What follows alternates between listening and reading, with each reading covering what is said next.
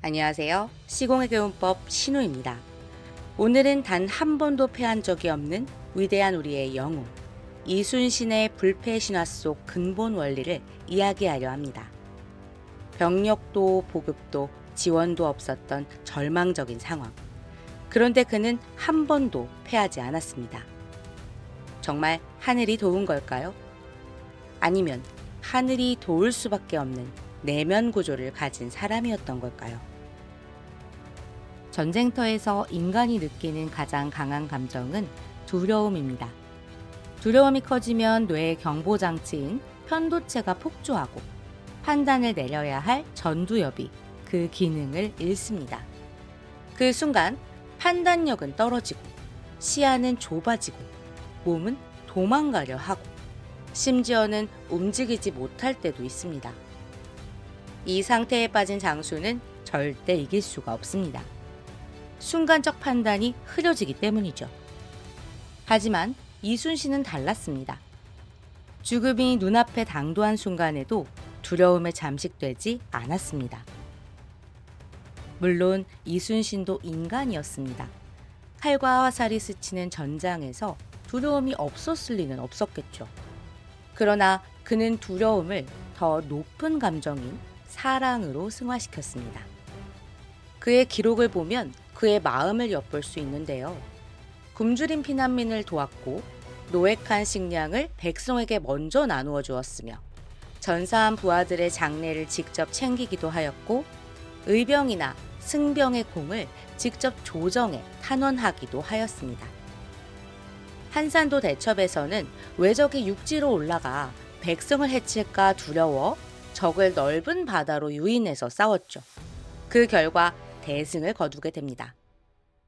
전술이 오직 승리나 살생을 위해서가 아니라 사람을 지키기 위해 만들어진 것이었습니다.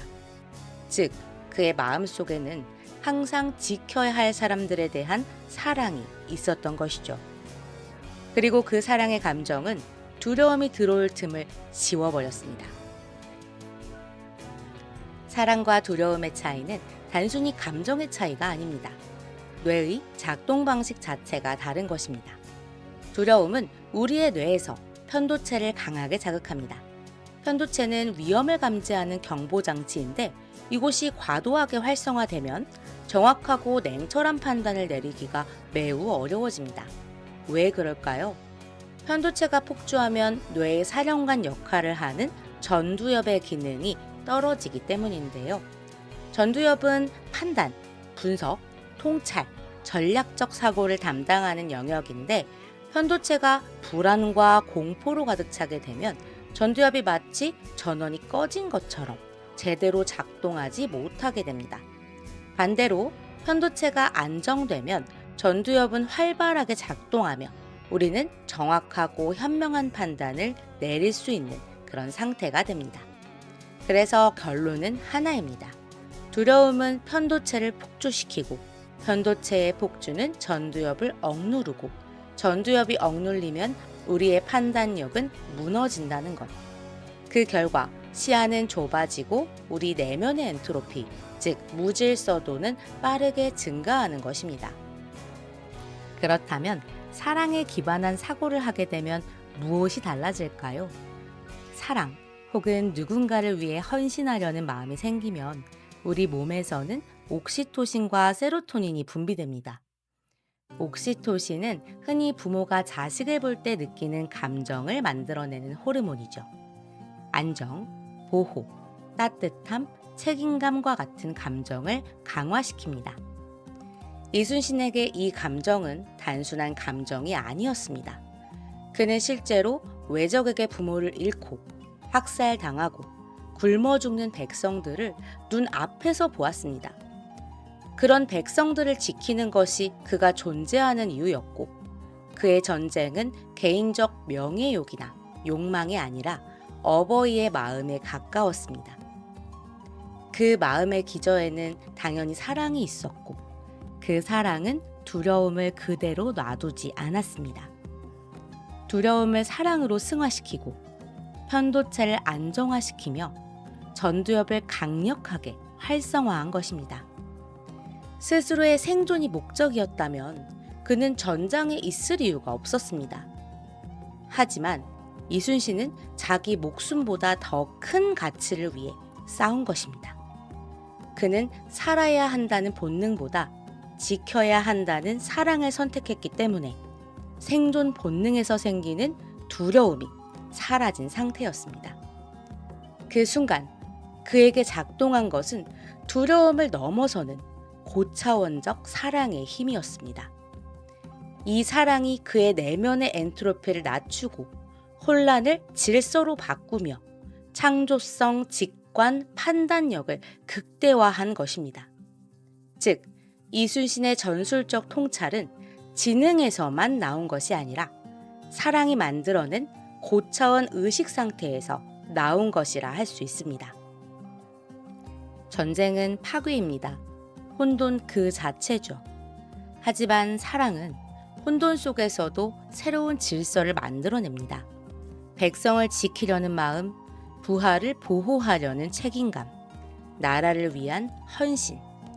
이 감정들이 서로 연결되며 그의 내면에 강력한 정신적 질서가 생겼습니다.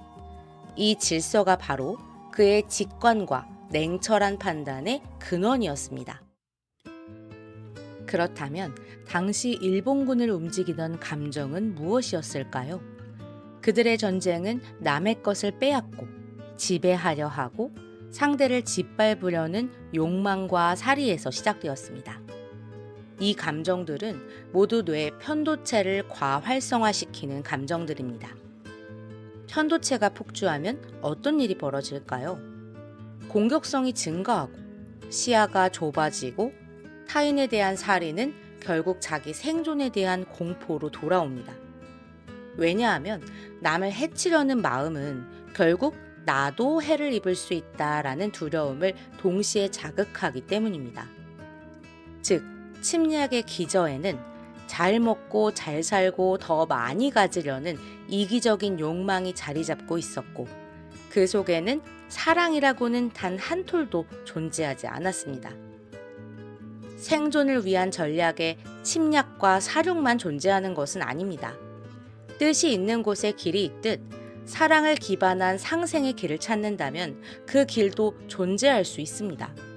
하지만 그들은 잔혹한 선택을 하게 된 것이죠. 이런 감정 구조는 필연적으로 반대급부를 통해 두려움과 공포를 유발합니다. 그 결과 편도체는 더욱 과활성화되고 전두엽은 마비되며 오판과 충동적 판단이 늘어나게 됩니다. 초반에는 강해 보일지 몰라도 절대로 오래 지속될 수 없는 구조라고 할 수 있습니다. 이순신은 냉혹해 보이는 결단을 내릴 때조차도 그 기저에는 언제나 사랑이 있었는데요.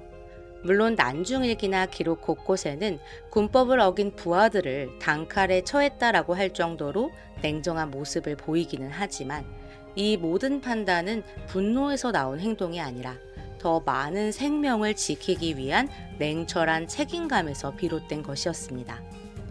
그는 사람의 목숨을 가볍게 여기지 않았기에 사사로운 감정 대신 공동체 전체의 생존을 기준으로 판단했습니다.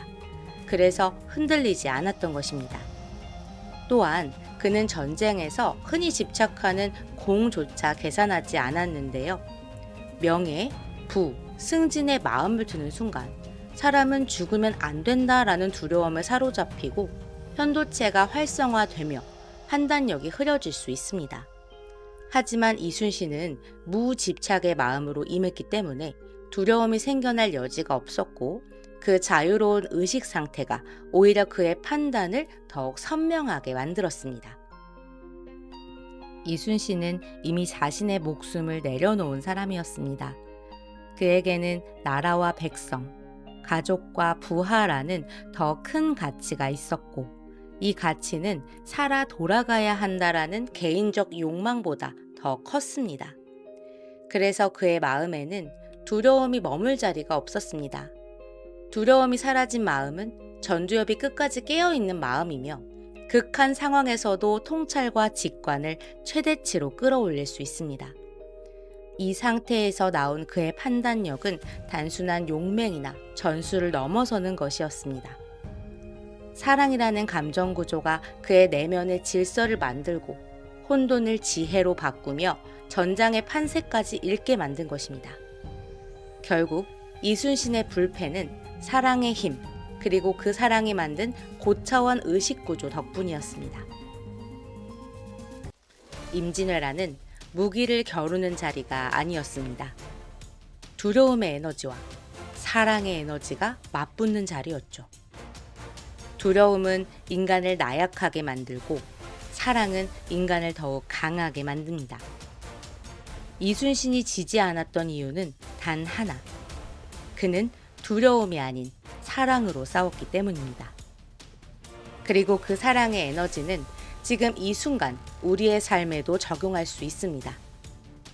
지금 여러분이 나약해지고 있다면 사랑과 고차원적인 에너지를 통해 당신의 현재를 바로잡아 보세요. 지금까지 시공의 개운법이었습니다. 감사합니다.